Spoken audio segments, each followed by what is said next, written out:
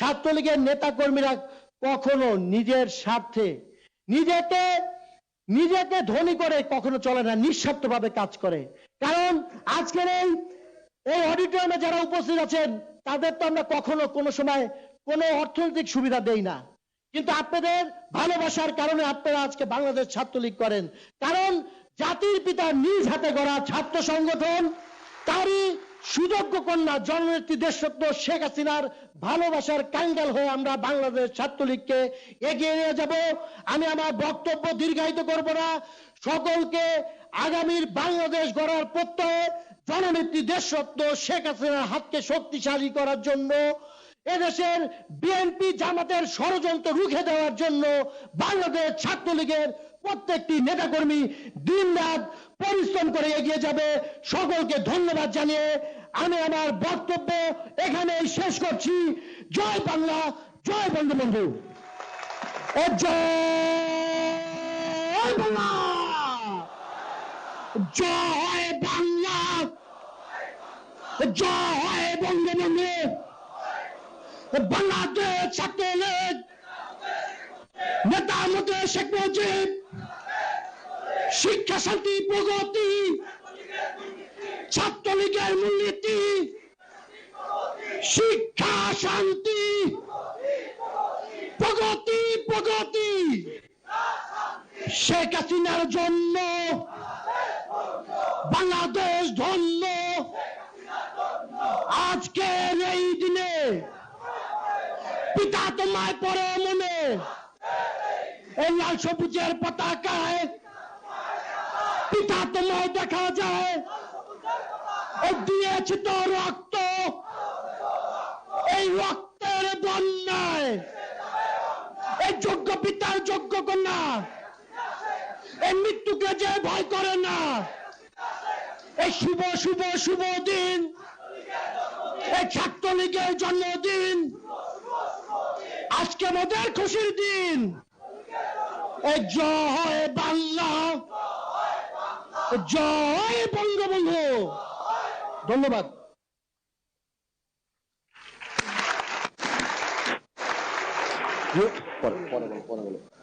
প্রিয় ভাই বন্ধুগণ, এ পর্যায়ে বাংলাদেশ ছাত্রলীগের সাংস্কৃতিক টিম কর্তৃক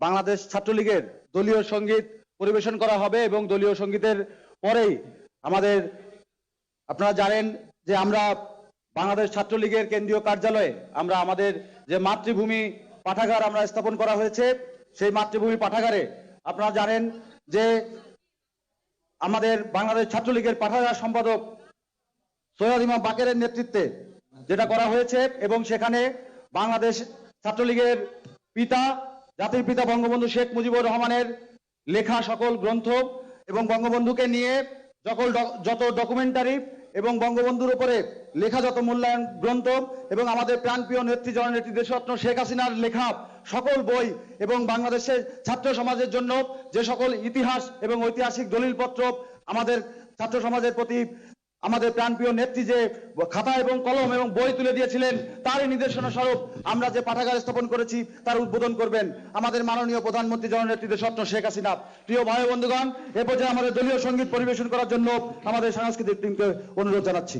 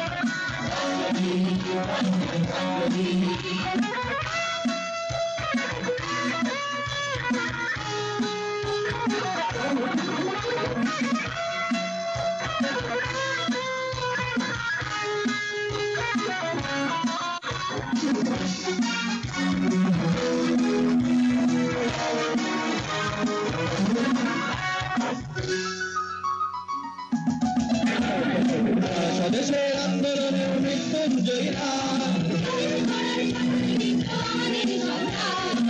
স্বদেশের আন্দোলনের মৃত্যুঞ্জয়ী নাম,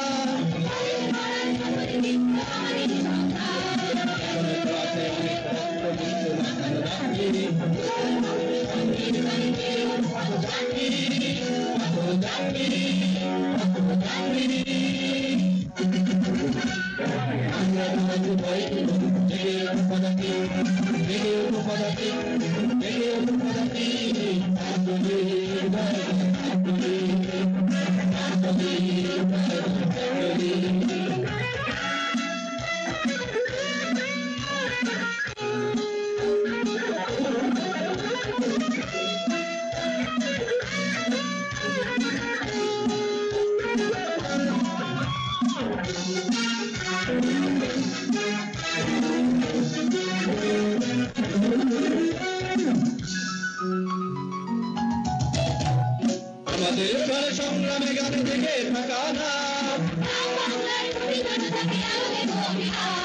আমাদের প্রাণ সংগ্রামে গানে থেকে থাকা নাম,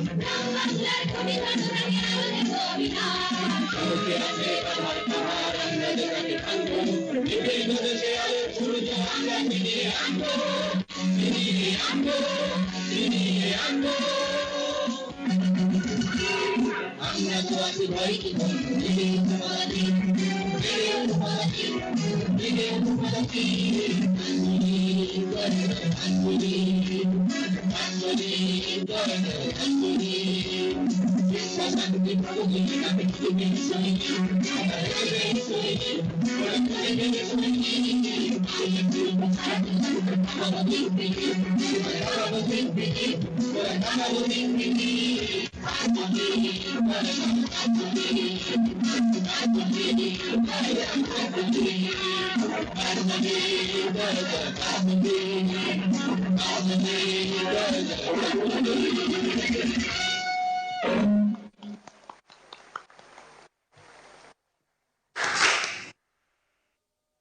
এ পর্যায়ে গণভবন প্রান্ত থেকে আমাদের মাতৃভূমি পাঠাগার উদ্বোধন করার জন্য আমি বিনীতভাবে অনুরোধ জানাচ্ছি আমাদের বাংলাদেশ ছাত্রলীগের একমাত্র অভিভাবক জননেত্রী দেশরত্ন শেখ হাসিনার প্রতি।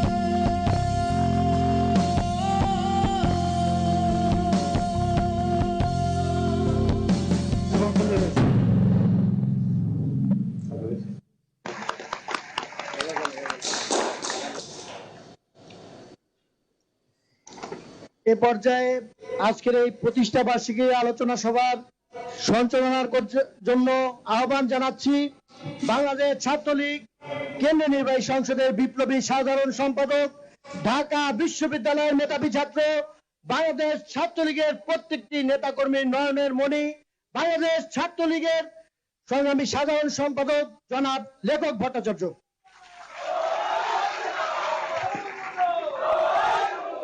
শিক্ষা, শান্তির আর প্রগতির পতাকা হাতে ৭৪ বছর ধরে ছুটে চলা সংগঠন জাতির পিতা বঙ্গবন্ধু শেখ মুজিবুর রহমানের জীবন এবং যৌবনের উত্তাপ দিয়ে গড়া বাংলাদেশের ছাত্র সমাজের প্রত্যক্ষ প্রতিনিধি বাংলাদেশ ছাত্রলীগ।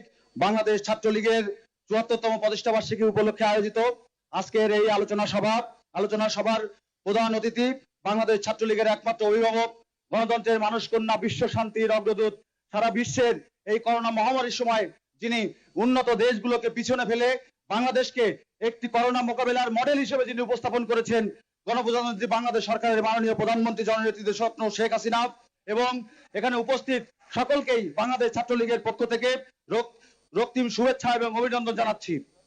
সংগ্রামী ভাই ও বন্ধুগণ, আপনারা জানেন জাতির পিতা বঙ্গবন্ধু শেখ মুজিবুর রহমান শৈশব থেকেই তিনি এই বাংলার নিপীড়িত এবং বঞ্চিত মানুষের জন্য তার হৃদয়ে যে রক্তক্ষরণ হয়েছিল, এই বাঙালির একেবারে গ্রামের খেটে খাওয়া মানুষের মৌলিক চাহিদা কিন্তু জাতির পিতা বঙ্গবন্ধু শেখ মুজিবুর রহমান ছাড়া অন্য কেউ বুঝতে পারেননি। এর আগে বাঙালি জাতির ইতিহাসে যত ঐতিহাসিকভাবে যত নেতা এসেছে, যত নেতৃত্ব এসেছে, সকলেই কিন্তু এই বাংলাদেশের নিম্ন শ্রেণীর জনগণের ভাগ্য উন্নয়নের জন্য কোনো নেতৃত্ব আসেনি।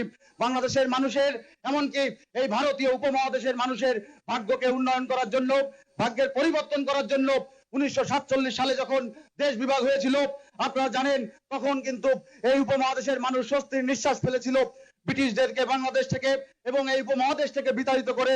মনে করেছিল যে স্বাধীনতার রক্তিম সূর্য আবার উদিত হয়েছে, যে সূর্য 1757 সালে পলাশীর প্রান্তরে অস্তমিত হয়েছিল। কিন্তু প্রিয় ভাই ও বন্ধুগণ, আপনারা জানেন সেই 1947 সালে দেশভাগের পরও কিন্তু বাঙালির জীবনের সেই সূর্য কিন্তু উদিত হয়নি। বাঙালিকে আরো 23 বছর অপেক্ষা করতে হয়েছে, বাঙালিকে 23 বছর ধরে সংগ্রাম করতে হয়েছে জাতির পিতা বঙ্গবন্ধু শেখ মুজিবুর রহমানকে শেখ মুজিব থেকে বঙ্গবন্ধু এবং সর্বোপরি জাতির পিতা হয়ে উঠতে হয়েছে এই বাংলাদেশের সেই সূর্যকে আবারও পুনরুদ্ধার করার জন্য। সংগ্রামী ভাই ও বন্ধুগণ, আপনারা জানেন সদ্য ব্রিটিশদের রেখে যাওয়া এই সদ্য দেশে 47 সালে যখন বঙ্গবন্ধু তখন সেই তৎকালীন কলকাতা ইসলামিয়া কলেজ থেকে তখন তিনি ছাত্রদেরকে নেতৃত্ব দিয়েছিলেন। সেই নেতৃত্ব শেষ করে তিনি যখন বাংলাদেশে আসেন, আপনারা জানেন যে আমাদের প্রাণপ্রিয় নেত্রী আজকে বাংলাদেশের প্রধানমন্ত্রী বঙ্গবন্ধু এবং বঙ্গমাতার প্রথম সন্তান, তিনি যখন জন্মগ্রহণ করেছিলেন তখনও কিন্তু বঙ্গবন্ধু তার পাশে থাকতে পারেনি। তারও কিছুদিন পরে জাতির পিতা বঙ্গবন্ধু শেখ মুজিবুর রহমান যখন প্রথম সন্তানের সংবাদ শুনে যখন দেশে ফিরে আসলেন, যখন টুঙ্গিপাড়ায় ফিরে গেলেন, প্রথম সন্তানকে কোলে নিয়ে তার মাকে জিজ্ঞাসা করেছিলেন, তুমি কি চাও যে এই বাংলা ভাষার বা যে বাংলা ভাষার উপর ভিত্তি করে বাঙালি গড়ে উঠেছে সেই বাংলা ভাষাকে বাংলাদেশের মানুষের মাঝ থেকে এই পশ্চিম পাকিস্তানের মানুষ, পূর্ব পাকিস্তানের মানুষের কাছ থেকে এটা বিলুপ্ত করে ফেলবে, বাংলায় আর তোমার মেয়ে কথা বলতে পারবে না। তখন বঙ্গমাতা শেখ মুজিবুর রহমান বলেছিলেন যে বাংলাদেশের বাঙালির প্রধান শক্তি হচ্ছে বাংলা ভাষা এবং এই বাংলা ভাষাকে যেভাবে হোক রক্ষা করতে হবে। বাংলাদেশের তৎকালীন সময় যদি রাষ্ট্রভাষা কোনটা হয়ে থাকে তাহলে কিন্তু অবশ্যই সেটা বাংলাকে হতে হবে। তখনই তৎক্ষণাৎ জাতির পিতা 1948 সালেই ঢাকা বিশ্ববিদ্যালয়ে ভর্তি হয়ে তিনি মনে করেছিলেন, তিনি বুঝতে পেরেছিলেন এই বাংলাদেশের তিনি যেমন ছাত্র অবস্থা থেকে শুরু করে সকল আন্দোলনকে গতিশীলতা এনেছিলেন, সেভাবেই 1948 সালের ঐতিহ্যবাহী ঢাকা বিশ্ববিদ্যালয়ে ভর্তি হওয়ার পরে তিনি ঢাকা বিশ্ববিদ্যালয়ের এপি প্রাঙ্গণে প্রতিষ্ঠা করেছিলেন। তৎকালীন মেধাবী ছাত্র নেতাদের নিয়ে, মেধাবী ছাত্র এবং শিক্ষকদের নিয়ে তিনি গঠন করেছিলেন আমাদের প্রাণের প্রতিষ্ঠান বাংলাদেশ ছাত্রলীগ। তারপর থেকে পথ চলা শুরু, তারপর থেকে বাংলাদেশ ছাত্রলীগের প্রথম কাজ হয়েছিল ভাষা আন্দোলনের নেতৃত্ব দান করা। যখন পাকিস্তানি স্বৈর শাসকরা এই বাংলার মানুষের মুখ থেকে যখন বাংলা ভাষাকে কেড়ে নিতে চেয়েছিল, আপনারা জানেন বাংলাদেশ ছাত্রলীগ প্রতিষ্ঠা করার মাত্র 2 মাস পরেই কিন্তু এই বাঙালি মাতৃভাষা বাংলার দাবিতে কিন্তু রাজপথে মিছিল বের করেছিল এবং সেই মিছিল থেকে 11ই মার্চ সর্বপ্রথম আমাদের বঙ্গবন্ধুকে গ্রেফতার করা হয় এবং পরবর্তীতে ছেড়ে দেওয়ার পরেও আবারও 52 সাল পর্যন্ত তাকে কারাগারে অন্ধকার প্রকোষ্ঠে রাখা হয়। কিন্তু এই বাঙালির ছাত্র সমাজের হাতে বঙ্গবন্ধু যে শিক্ষা, শান্তি আর প্রগতির পতাকা তুলে দিয়ে গিয়েছিলেন, তাদের মাধ্যমেই সারা বাংলাদেশের ছাত্র সমাজকে একত্রিত করে মাতৃভাষার সংগ্রামকে, মাতৃভাষার দাবিকে সংগ্রামে রূপান্তরিত করে আমরা আমাদের রাষ্ট্রভাষা বাংলার দাবি স্থাপন করতে পেরেছিলাম। সংগ্রামী ভাই ও বন্ধুগণ, সেভাবেই সেই 52 ভাষা আন্দোলন থেকে শুরু করে পরবর্তীতে 54 যুক্ত ফ্রন্টের নির্বাচন, আইয়ুব সরকার বিরোধী আন্দোলন সহ সর্বোপরি ছাত্র সমাজের বঙ্গবন্ধুর 6 দফা প্রত্যন্ত অঞ্চলের মানুষের হাতে হাতে পৌঁছে দেওয়ার জন্য 6 দফার মৌলিক দাবি যে 6 দফার একটি দফা যে বাংলাদেশের স্বাধীনতা ছোট ছোট করে মানুষের একেবারে মানুষকে সচেতন করা থেকে শুরু করে এই বাংলাদেশ ছাত্রলীগই কিন্তু বাংলাদেশের প্রান্তরে প্রান্তরে গিয়ে মানুষকে এই বাংলার শহীদ দফা সম্পর্কে মানুষকে জানান দিয়েছেন। তৎকালীন সময়ে বঙ্গবন্ধু যখন জেলের কারাগারের অন্ধকার প্রকোষ্ঠে যখন ছিলেন, তখন কিন্তু বঙ্গবন্ধুর অবর্তমানে আমাদের বঙ্গমাতা ফজিলাতুন্নেছা মুজিব তিনি বাংলাদেশ ছাত্রলীগকে নির্দেশনা দিয়েছেন। 1969 গণ অভ্যুত্থানে বাংলাদেশের ছাত্র সমাজকে জাগরিত করার ক্ষেত্রে সব থেকে বড় প্রত্যক্ষ ভূমিকা পালন করেছেন আমাদের বঙ্গমাতা বেগম ফজিলাতুন্নেছা মুজিব। সংগ্রামী ভাই ও বন্ধুগণ, তৎকালীন সময়ে আমাদের প্রাণপ্রিয় নেত্রী তিনিও তখন বাংলাদেশ ছাত্রলীগের একজন কর্মী ছিলেন। বঙ্গমাতা ছোট ছোট চিরকুটে বাংলাদেশ ছাত্রলীগের পক্ষ থেকে কি ধরনের স্লোগান দেওয়া হবে সেটাও পর্যন্ত লিখে দিতেন। আমরা প্রাণপ্রিয় নেত্রীর মুখ থেকেই শুনেছি, তৎকালীন ইকবাল হলের সেই কৃষ্ণচূড়া গাছের নিচে বসে বাংলাদেশ ছাত্রলীগের নেতাকর্মীদের হাতে আগামীকালকে স্লোগান তুলে দিয়েছিলেন আমাদের প্রাণপ্রিয় নেত্রী দেশরত্ন শেখ হাসিনা। সংগ্রামী ভাই ও বন্ধুগণ, আমাদের ভুলে গেলে চলবে না, এই সেই ছাত্রলীগ যে ছাত্রলীগকে বঙ্গবন্ধু যে ছাত্রলীগকে জন্ম দিয়েছেন। আমাদের এই ছাত্রলীগের ইতিহাস এবং ঐতিহ্যকে বুকে ধারণ করে বর্তমান প্রজন্মকে চলতে হবে। যে ছাত্রলীগের মাধ্যমে 71 সালে মহান মুক্তিযুদ্ধে 17,000 নেতাকর্মী তাদের প্রাণের রক্ত তাদের জীবনের বুকের রক্ত ঢেলে দিয়ে এই বাংলাদেশের স্বাধীনতার জন্য কাজ করেছিলেন। 10 জানুয়ারিতে 72 সালে 10 জানুয়ারি বঙ্গবন্ধুর স্বদেশ প্রত্যাবর্তনের সময় এই ঢাকা শহর সহ সারা বাংলাদেশের বাঙালির মনে যে আনন্দ, যে উচ্ছ্বাস, বাঙালির প্রকৃত স্বাধীনতা, প্রকৃত বিজয় যেন সেদিনই অর্জন হয়েছিল। প্রিয় ভাই ও বন্ধুগণ, কিন্তু আমরা পরবর্তীতে দেখতে পাই নৃশংসভাবে আমাদের জাতির পিতাকে 1975 সালের 15ই আগস্ট 1975 সালে বাংলাদেশের সরকারের দায়িত্ব গ্রহণ করার পর মাত্র 3.5 বছরের মাথায়, এই 3.5 বছরের মধ্যে তিনি এই বাংলাদেশে যে সকল ধরনের বাংলাদেশের একটি সংবিধান রচনা থেকে শুরু করে যে ধরনের রূপকল্প তিনি তৈরি করেছিলেন, সে সময় যে প্রবৃদ্ধির হার অর্জিত হয়েছিল, আমরা এখনো পর্যন্ত সেই প্রবৃদ্ধির হার কিন্তু আর অর্জন করতে পারিনি।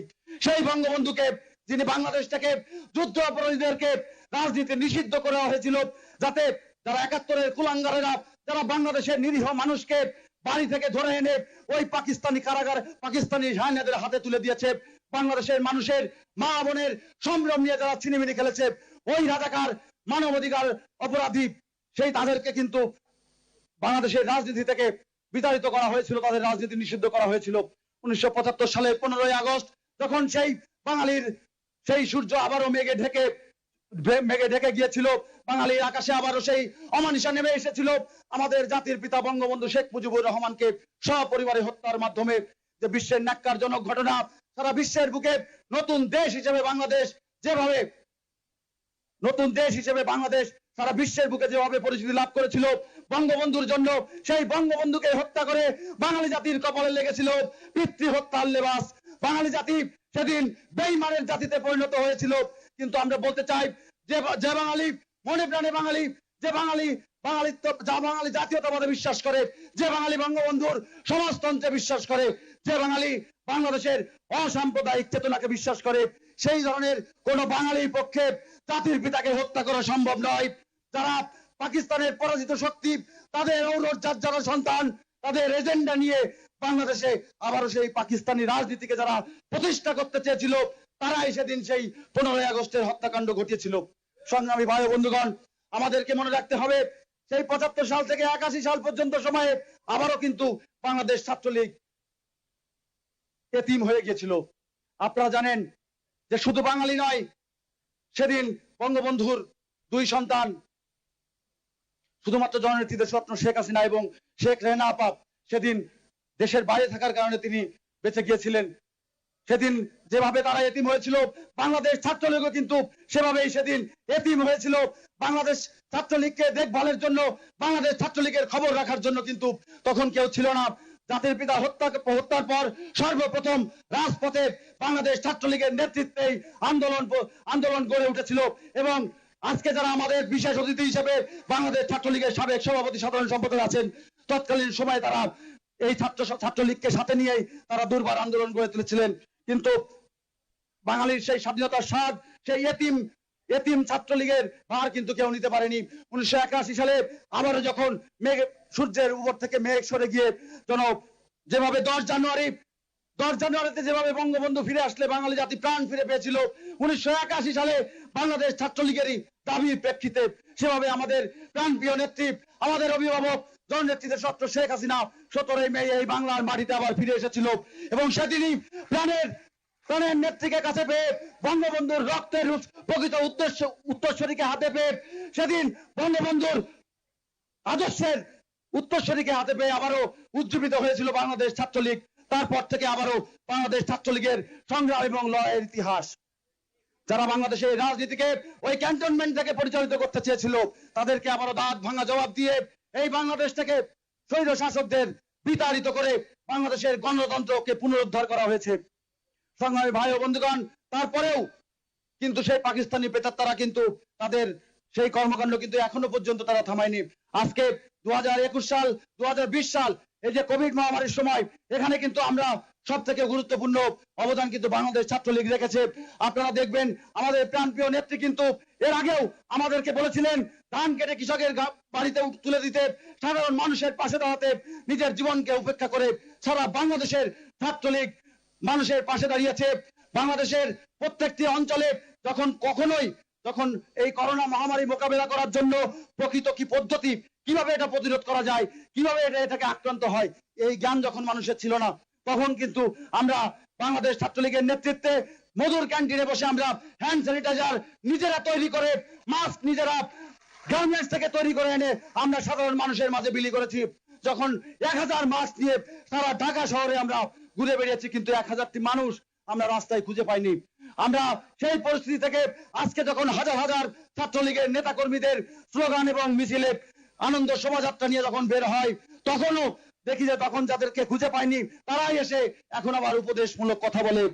তখন যারা বাংলাদেশ ছাত্রলীগের খোঁজ রাখেনি, বাংলাদেশ ছাত্রলীগের একটি নেতা কর্মী অসুস্থ হয়েছিল কিনা আমাদের প্রাণপ্রিয় নেত্রী সব সময় খোঁজ রেখেছেন, কিন্তু অনেকে খোঁজ রাখার প্রয়োজন মনে করেনি। অনেকে শুধুমাত্র মনে করেছেন বাংলাদেশ ছাত্রলীগকে নির্দেশনা দিয়াই কিন্তু আমাদের কাজ, তাদের খোঁজ খবর নেওয়ার দরকার আমাদের নেই। কিন্তু আপনাদেরকে বলে দিতে চাই, বাংলাদেশ ছাত্রলীগের একমাত্র অভিভাবক আমাদের প্রাণপ্রিয় নেত্রী আমাদের সাথে আছেন। বাংলাদেশ ছাত্রলীগের খোঁজ নেওয়ার জন্য এর থেকে বেশি কিছু প্রয়োজন হয় না। আপনাদেরকে বলে দিতে চাই, আমাদের প্রাণপ্রিয় নেত্রীর জন্য আমরা বাংলাদেশ ছাত্রলীগের প্রত্যেকটি কর্মী প্রতি মুহূর্ত তাদের জীবনকে বিসর্জন দেওয়ার জন্য প্রস্তুত রয়েছে এবং ভবিষ্যতেও এই বাংলাদেশ 2021 সালে যেভাবে মধ্যম আয়ের দেশ হিসেবে 2008 সালে যে 3 বদলের সনদ আজকে 21 সালের দেওয়া হয়েছিল, তখন অনেকে ট্রল করেছিল। তখন থেকেও কিন্তু আজকে সেই মধ্যম আয়ের দেশ আমরা পেয়েছি। 2041 সালে আমাদের নেত্রী যে 2041 সালে বঙ্গবন্ধুর সুজলা সুফলা শস্য শ্যামলা ডিজিটাল এবং উন্নত সমৃদ্ধ সোনার বাংলাদেশ 2041 সালে বাংলাদেশ ছাত্রলীগের নেতৃত্বেই স্থাপিত হবে এবং সেটাই বাংলাদেশে প্রতিষ্ঠিত হবে, সেই আশাবাদ ব্যক্ত করে বাংলাদেশ ছাত্রলীগের সকল পর্যায়ের নেতাকর্মীকে আবারও এই প্রতিষ্ঠা বার্ষিকী উপলক্ষে ধন্যবাদ এবং কৃতজ্ঞতা জানিয়ে আমি আমার বক্তব্য এখানে শেষ করছি। সকলকে ধন্যবাদ। জয় বাংলা, জয় বঙ্গবন্ধু, জয় হোক জননেত্রী স্বপ্ন শেখ হাসিনা।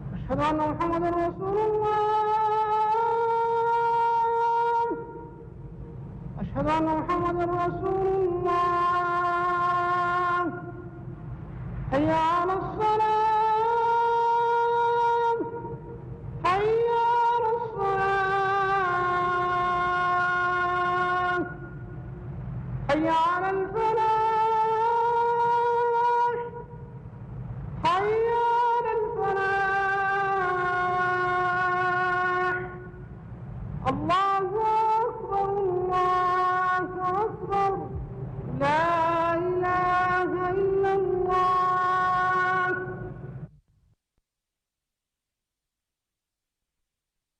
শততম ব্যস্ত থাকার পরেও তিনি এই দিনটিতে আমাদের এই মিলন মেলায় উপস্থিত হন এবং তিনি আজকেও তার সময় নিয়ে এই দিনটিকে আজ আমাদের জন্য রেখেছেন। এই ছাত্রলীগের মিলন মেলায় তিনিও আমাদের এই আনন্দ উপভোগ করবেন, এই জন্যে তিনি আমাদের সঙ্গে মিলিত হয়েছেন। আমাদের এই অনুষ্ঠানের প্রধান অতিথি হিসেবে এবং তিনি আমাদের দিক নির্দেশনামূলক বক্তব্য দেবেন আমাদের সেই প্রিয় নেত্রী বঙ্গবন্ধু কন্যা এবং আমাদের অনুভবের অনুভূতি, আমাদের সকল কর্মের প্রেরণা বঙ্গবন্ধু কন্যা শেখ হাসিনা। এখানে সাবেক নেতৃবৃন্দ রয়েছে, সাবেক ছাত্র নেতৃবৃন্দও রয়েছে। এর মধ্যে সকলেই যে সভাপতি সাধারণ সম্পাদক হতে পেরেছে তা নয়, কিন্তু যারা হতে পারে নাই তারাও এই পদের জন্য যোগ্য ছিল। আমি তাদেরকেও আজকে এখানে আসবার জন্য অভিনন্দন জানাই, শুভেচ্ছা জানাই।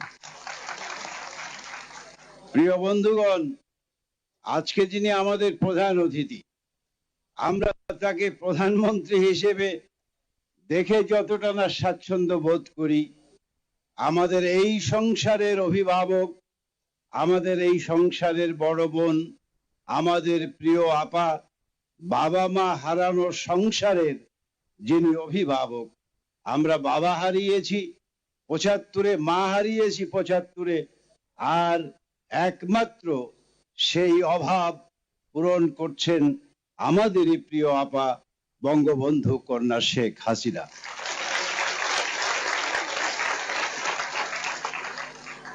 প্রিয় বন্ধুগণ, তিনি আজকে এই ছাত্রলীগের অনুষ্ঠানে এসে প্রায়শই একটা দুঃখের কথা বলেন, কষ্টের কথা বলেন, আফসোসের কথা বলেন। তিনি ৬৯ সালের যখন গণ অভ্যুত্থান আন্দোলন হয়, সেদিন তিনি ছাত্রলীগের পতাকাবাহী সেই মিছিলের নেতৃত্ব দিয়েছিলেন। তিনি ঢাকা বিশ্ববিদ্যালয় চত্বর থেকে সেই সংগ্রামী মিছিলের অগ্রভাগে থেকে সকলকে অনুপ্রেরণা দিয়েছিলেন এবং ইডেন মহিলা কলেজের তিনি ভিপি নির্বাচিত ছিলেন। এবং আমি তো বলবো, আমি কথাটা বঙ্গবন্ধুর একদম যে কথাটি বলেছিলেন সেটি হয়তো কোট করতে পারবো না, কিন্তু আমার মনে আছে ৭২ সালে আওয়ামী লীগের সম্মেলনে তিনি বলেছিলেন, আমি আওয়ামী লীগের অনেক বড় নেতা, আমি আজকে জনক জাতির, কিন্তু এর চেয়ে আমি বেশি স্বাচ্ছন্দ্য বোধ করি যখন নিজেকে ভাবি যে আমি বাংলাদেশ ছাত্রলীগের জনক। সুতরাং আজকে আমাদের নেত্রী প্রধানমন্ত্রী, আমাদের নেত্রী আজকে বিশ্ব সভায় তার যোগ্যতা, তার নেতৃত্ব তিনি প্রতিষ্ঠিত করেছেন এবং বিশ্বের ৩ জন সৎ প্রধানমন্ত্রীর তিনি একজন নির্বাচিত হয়েছেন। সুতরাং এত অর্জনের মধ্যেও এই বাংলাদেশকে তিনি আজকে একটি কি বলে উন্নয়নশীল দেশে তিনি পরিণত করেছেন এবং এই দেশ ছিল পশ্চাৎপদ দেশ। সেই জায়গা থেকে আজকের এই দেশকে বিশ্ববাসীর কাছে একটি আধুনিক বাংলাদেশ হিসেবে পরিচয় করিয়ে দিয়েছেন। এত সব অর্জনের পরেও আমার তো মনে হয় তিনি যখন ছাত্রলীগের অনুষ্ঠানে আসেন সেই দিনটি তার জন্য অনেক বড় আনন্দের হয়।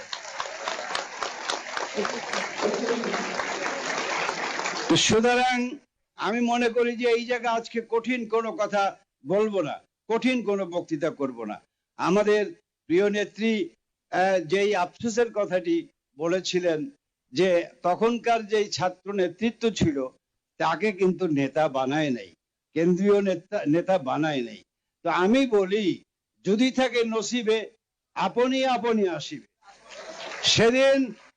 সেদিন ছাত্রলীগের কোনো পদ তিনি না পেলেও আজকে বাংলাদেশ ছাত্রলীগের গঠনতান্ত্রিক নেত্রী হিসেবে তিনি আমাদের সম্পদ হিসেবে বিবেচিত হয়েছেন এবং তিনি যতদিন বেঁচে থাকবেন ততদিনই আমাদের এই সংগঠনের নেত্রী। এবং আজকে ভাগ্যক্রমে সেদিন এই গঠনতান্ত্রিক নেত্রী হিসাবে তাকে আমাদের গঠনতন্ত্রে অন্তর্ভুক্ত করবার জন্য সেই প্রস্তাবটি করবার সুযোগ আমার হয়েছিল, এজন্য আমি নিজেও অনেক গর্বিত। প্রিয় ভাই এবং বোনেরা আমার, আমি বক্তৃতা আর করব না, আমার বক্তৃতা প্রায় শেষাংশে একটা কথা বলি। আজকেই বোধহয় দেখলাম যে অসুস্থতা এবং চিকিৎসার নামে এক ধরনের ষড়যন্ত্রের রাজনীতি এবং অসুস্থ রাজনীতির চেষ্টা চালানো হচ্ছে। আজকে বাংলাদেশ শুধু নয়, পৃথিবীতে এমন কোন নেতা আছেন যিনি একজন দণ্ডিত আসামিকে কারাগারে না রেখে তার নিজ তত্ত্বাবধানে তিনি যেখানে স্বাচ্ছন্দ্য বোধ করেন সেই জায়গায় চিকিৎসার ব্যবস্থা করেছেন? কেউ করেছেন আমাদের প্রিয় নেত্রী বঙ্গবন্ধু কন্যা শেখ হাসিনা। তারপরেও বিদেশে যাবার বাহানা, বিদেশে যেতে হবে, কখনোই ওরা বলে না যে আমাদের নেত্রী খালেদা জিয়ার ভালো চিকিৎসার ব্যবস্থা করতে হবে। ওরা সব সময় বলে তাকে বিদেশে যেতে হবে, বিদেশে যেতে দিতে হবে। এখানেই একটা গন্ধ পাই যে বিদেশে কি চিকিৎসার জন্য যেতে চান নাকি অন্য কোনো অভিসন্ধির জন্য যেতে চান। সুতরাং এই প্রশ্নটি আমাদের থাকতেই পারে।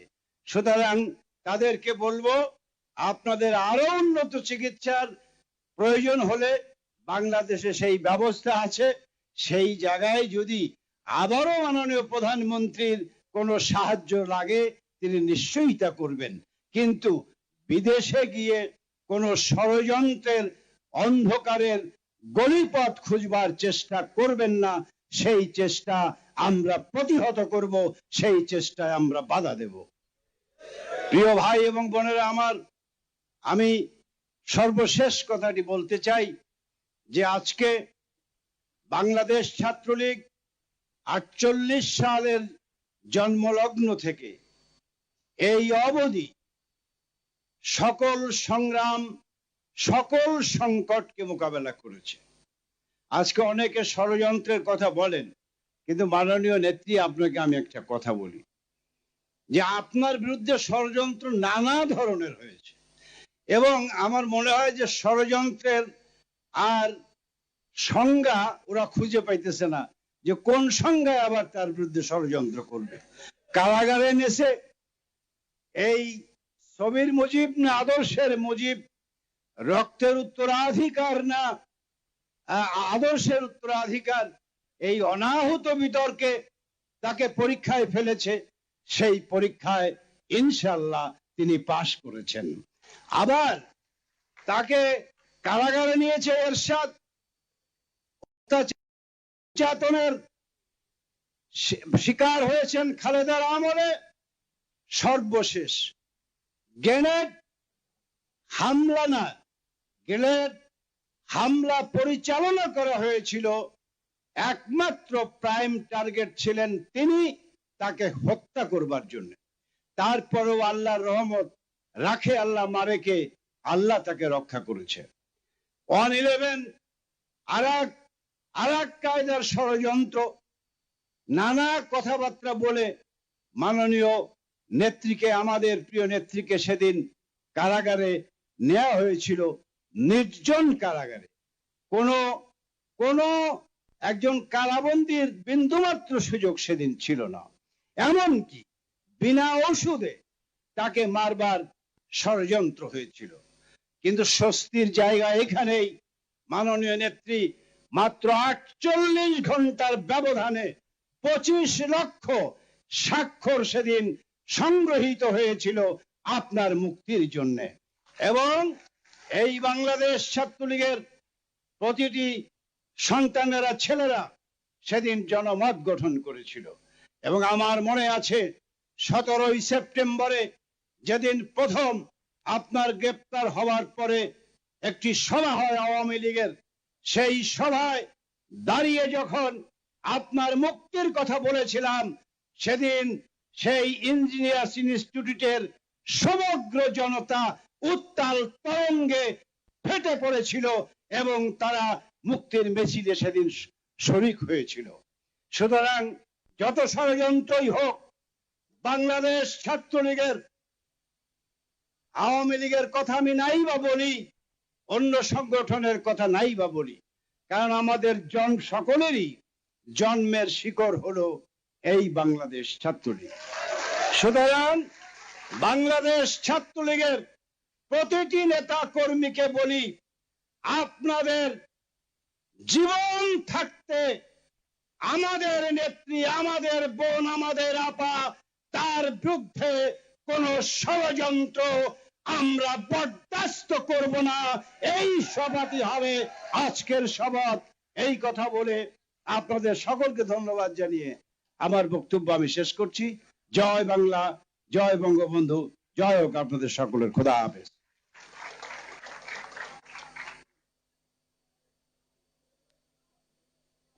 ধন্যবাদ সংগ্রামী ভাই ও বন্ধুগণ।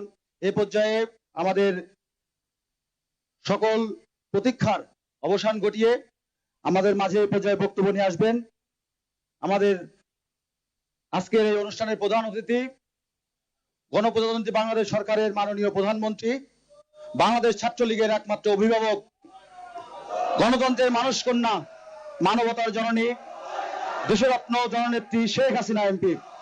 জয় বাংলা, জয় বাংলা, জয় বঙ্গবন্ধু। এই শুভ শুভ শুভ দিন, এই ছাত্রলীগের জন্মদিন, এই আজকে মোদের খুশির দিন।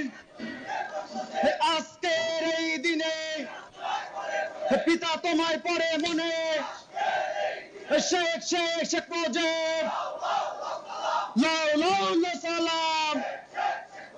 কে বলে রে মুজিব নাই, এই মুজিব সারা বাংলায়, এই আমরা সবাই মুজিব সেনা, শেষ করো। এই নেত্রী মোদের শেখ হাসিনা, আমরা সবাই মুজিব সেনা, নেত্রী মোদের শেখ হাসিনা। জয় বাংলা। বিসমিল্লাহির রহমানির রহিম। আজকে ছাত্রলীগের প্রতিষ্ঠা বার্ষিকী। আমাদের মহান নেতা জাতির পিতা বঙ্গবন্ধু শেখ মুজিবুর রহমান বলেছিলেন যে বাংলাদেশের ইতিহাস ছাত্রলীগের ইতিহাস, ছাত্রলীগের ইতিহাস বাংলাদেশের ইতিহাস। তো ছাত্রলীগ সেই ইতিহাসের ধারক বাহক। 1948 সালে পাকিস্তানি শাসকরা যখন আমাদের মাতৃভাষার অধিকার কেড়ে নেওয়ার চেষ্টা করে, তখনই জাতির পিতা বঙ্গবন্ধু শেখ মুজিবুর রহমান একটি ছাত্র সংগঠন গড়ে তোলেন। সেই 48 সালের 4 জানুয়ারি এই ছাত্রলীগ সংগঠিত হয় এবং 11ই মার্চ থেকে ভাষা আন্দোলন শুরু হয়। ভাষা সংগ্রাম পরিষদও গড়ে তোলা হয়েছিল তখন, ছাত্রলীগ সহ অন্যান্য আরও কয়েকটি সংগঠন, তমদ্দুন মজলিস এবং অন্যান্য সংগঠন নিয়ে। জন্মলগ্ন থেকেই ছাত্রলীগ এদেশের মানুষের ভাগ্য পরিবর্তনে কাজ করেছে। আজকের দিনে ছাত্রলীগের প্রতিষ্ঠাতা, আমাদের মহান নেতা, সর্বকালের সর্বশ্রেষ্ঠ বাঙালি জাতির পিতা বঙ্গবন্ধু শেখ মুজিবুর রহমানকে আমি শ্রদ্ধার সাথে স্মরণ করছি। আমাদের মহান মুক্তিযুদ্ধ পরিচালনাকারী জাতীয় চার নেতা ঘাতকের নির্মম বুলেটে যারা ৩রা নভেম্বর 1975 সালে নির্মমভাবে শহীদ হয়েছেন তাদেরকে আমি শ্রদ্ধা জানাই 30 লক্ষ শহীদের প্রতি, 2 লক্ষ মা বোনের প্রতি। আজকে অনেক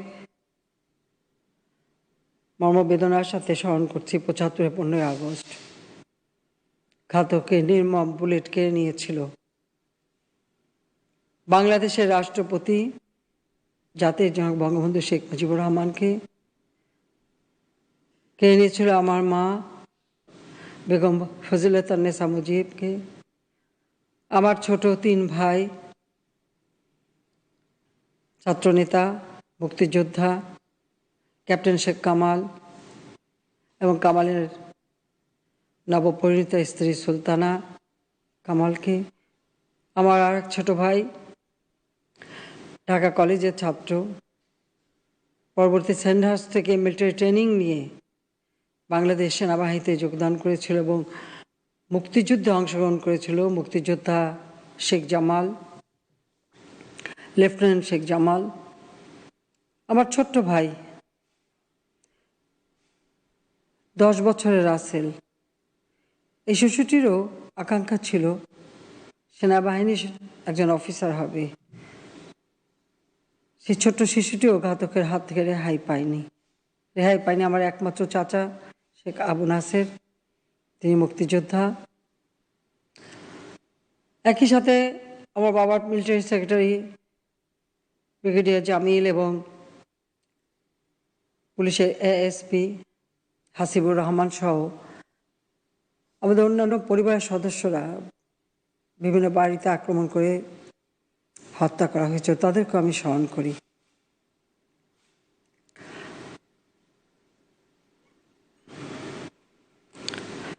মহান মুক্তিযুদ্ধ চলাকালীন সময় পাকিস্তানের হানাদার বাহিনী যে গণহত্যা চালিয়েছিল, অগ্নিসংযোগ করেছিল, লুটপাট করেছিল, পাশবিক অত্যাচার করেছিল এদেশের মানুষের উপর। তারা ভেবেছিল যে বাঙালিদেরকে তারা একেবারে খতম করে দেবে এবং তাদের কথাই ছিল যে তারা মাটি চায়, মানুষ চায় না। কিন্তু এই বাঙালি জাতির পিতার নির্দেশে অস্ত্র হাতে নিয়ে যুদ্ধ করে বিজয় অর্জন করে। মিত্রবাহিনীর সহায়তায় আমরা এই বিজয় অর্জন করেছিলাম 16 ডিসেম্বর 1971 সালে। কিন্তু জাতির পিতা যখন স্বাধীনতা ঘোষণা দিলেন, অর্থাৎ 25শে মার্চ যখন হানাদার বাহিনী গণহত্যা শুরু করলো, তারপরে তিনি স্বাধীনতা ঘোষণা দেন। ঘোষণা দেওয়ার পরপর তাকে গ্রেপ্তার করা হয়। তবে এই গ্রেপ্তার নতুন কিছু না। তিনি 1948 সালে যখন মাতৃভাষা আন্দোলন শুরু করেন, সেই 11ই মার্চ যখন প্রথম ধর্মঘট পালিত হয়, সেই সময় তিনি গ্রেপ্তার হন। এর পরবর্তীতে আবার তাকে গ্রেপ্তার করা হয় যখন আমাদের ঢাকা বিশ্ববিদ্যালয়ের 4র্থ শ্রেণীর কর্মচারীদের দাবি নিয়ে আন্দোলন হচ্ছিল। সেই আন্দোলন সমর্থন করার কারণে তিনি আবারও গ্রেপ্তার হয়েছিলেন এবং ঢাকা বিশ্ববিদ্যালয় থেকে তাকে বহিষ্কৃত করা হয়েছিল। তারপরে আবার তিনি গ্রেপ্তার হন, কারণ বাঙালির তখন দুর্ভিক্ষ চলছে, ভোকা মিছিল করতে গিয়ে তিনি আবারও বন্দী হন 1949 সালে। এরপর আর মুক্তি পাননি। 52 সালে 27শে ফেব্রুয়ারি তিনি মুক্তি পেয়েছেন। কিন্তু 2টি বছরও তিনি কখনো বাইরে থাকতে পারেননি। 52 সালে মুক্তি পেয়েছেন, আবার 54 সালে গ্রেপ্তার হন। 54 সালে যুক্তফ্রন্ট সরকার গঠন করে, সেই সরকার মন্ত্রী ছিলেন, কিন্তু তখনও আবার গ্রেপ্তার হয়েছিলেন। এরপর 55 সালে একবার গ্রেপ্তার হন, কিন্তু তখন কারাগারে বেশি থাকতে হয়নি, সাথে সাথে জামিন পেয়েছিলেন। 56 সালে আবার মন্ত্রিত্ব পান, তখন আওয়ামী লীগ সরকার গঠন করে। 58 সালে মার্শাল ল হয়, আবার তিনি বন্দী হন। 60 সালের 17 ডিসেম্বর 59 সালের 17 ডিসেম্বর তিনি মুক্তি পান। আবার 62 সালে গ্রেপ্তার হন, প্রায় 6 মাসের মতো কারাবন্দী ছিলেন। এরপর আবার 64 সালে তাকে গ্রেপ্তার করা হয়।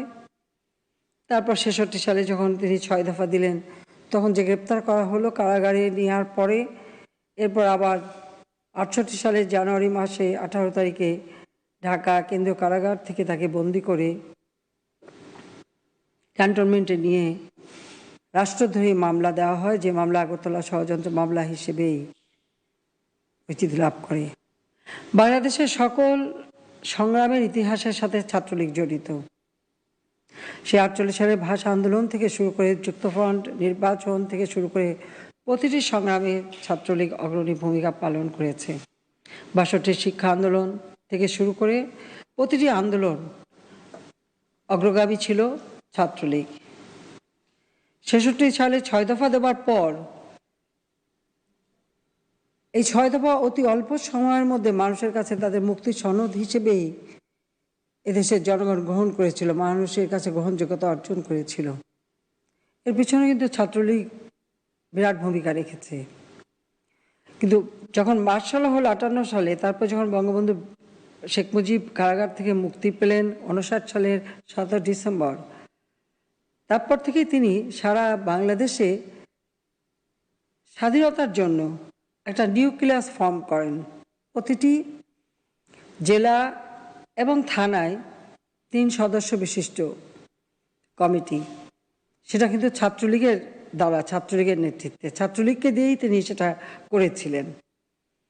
এটা হয়তো কেউ অতটা জানে না, কিন্তু আমরা জানি পরিবারের সদস্য হিসেবে, কারণ তখন থেকেই তিনি এদেশের, অর্থাৎ সে 48 সাল থেকেই তার জীবনে এটাই ছিল যে এই পাকিস্তানিদের সাথে থাকা যাবে না। আর সেটাকে বাস্তবে রূপ দেওয়ার জন্য তিনি 61 সাল থেকে কিন্তু এই পদক্ষেপ নেন। আর সেখানে ছাত্রলীগই ছিল তার অগ্রগামী দল। তিনি যখনই যে কাজ করেছেন ছাত্রলীগকে সবার আগে মাঠে নামিয়েছেন এবং সেই নির্দেশনা ছাত্রলীগ সবসময় মেনেছে। আমাদের মুক্তিযুদ্ধের স্লোগান, জয় বাংলা স্লোগান মাঠে নিয়ে গেছে ছাত্রলীগ।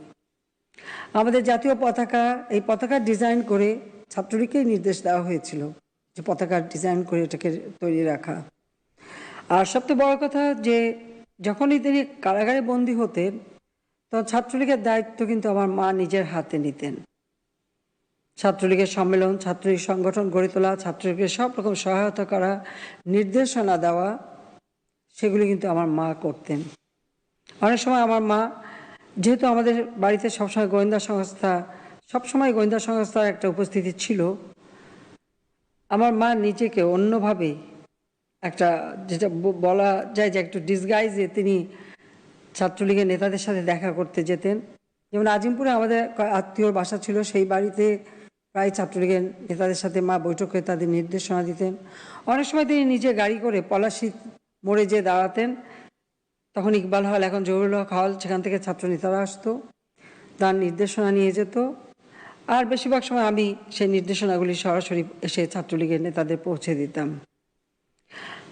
আর 64 সাল থেকেই ছাত্রলীগ সংগঠন তৈরি করা শুরু করি, স্কুলে স্কুলে যেও কাজ করতাম।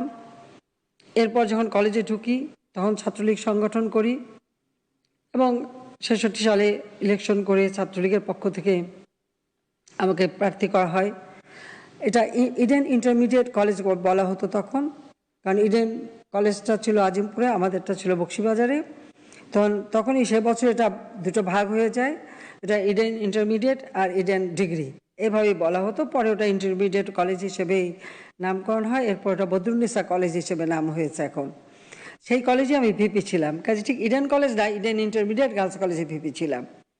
এরপর ঢাকা বিশ্ববিদ্যালয়ে আসি, আর তাছাড়া সাংগঠনিকভাবে তো দায়িত্ব পালন করি। কিন্তু সবচেয়ে বড় কথা হলো ছাত্রলীগ সবসময় প্রত্যেক আন্দোলন সংগ্রামে কিন্তু অগ্রগামী ভূমিকা নিয়েছে। আজকে যদি শহীদের তালিকা দেখা যাবে ছাত্রলীগেরই নেতা কর্মীরা জীবন দিয়েছে এবং এদেশের মানুষের অধিকার প্রতিষ্ঠার সংগ্রামে সব থেকে শহীদ হয়েছে ছাত্রলীগের নেতাকর্মী। আমাদের মহান মুক্তিযুদ্ধে আমাদের অনেক সাথী একই সাথে মিছিল মিটিং করেছি, মহান মুক্তিযুদ্ধে কতজনকে আমরা হারিয়েছি, অনেকে জীবন দিয়েছে, হাজার হাজার নেতাকর্মী তারা জীবন দিয়েছে এই মহান মুক্তিযুদ্ধের সময়। কাজে ছাত্রলীগের ইতিহাসের সাথে বাংলাদেশের ইতিহাসটা ওতপ্রোতভাবে জড়িত রয়েছে। বাংলাদেশ আজকে এগিয়ে যাচ্ছে, হয়তো বাংলাদেশ স্বাধীনতা 10 বছরের মধ্যেই কিন্তু উন্নত সমৃদ্ধ হতে পারত। আজকে যে অর্জন আমরা করেছি, আমাদের মহান নেতা জাতির পিতা যদি বেঁচে থাকতেন তাহলে এই উন্নতিটা আমরা বহু আগেই করতে পারতাম। এটা আমাদের জন্য অত্যন্ত দুর্ভাগ্যের বিষয় যে জাতি এক নেতার ডাকে সাড়া দিয়ে অস্ত্র তুলে দেশ স্বাধীন করেছে, আর সেই নেতাকে যখন নির্মমভাবে সপরিবারে হত্যা করা হলো, তখন সবাই কেন থমকে গেল? সে একটা বিরাট প্রশ্ন। সে প্রশ্নের জবাব কখনো খুঁজে পাইনি, তবে হয়তো পাবো। একটি দেশ তিনি দিয়ে গেছেন, আমাদের আদর্শ দিয়ে গেছেন।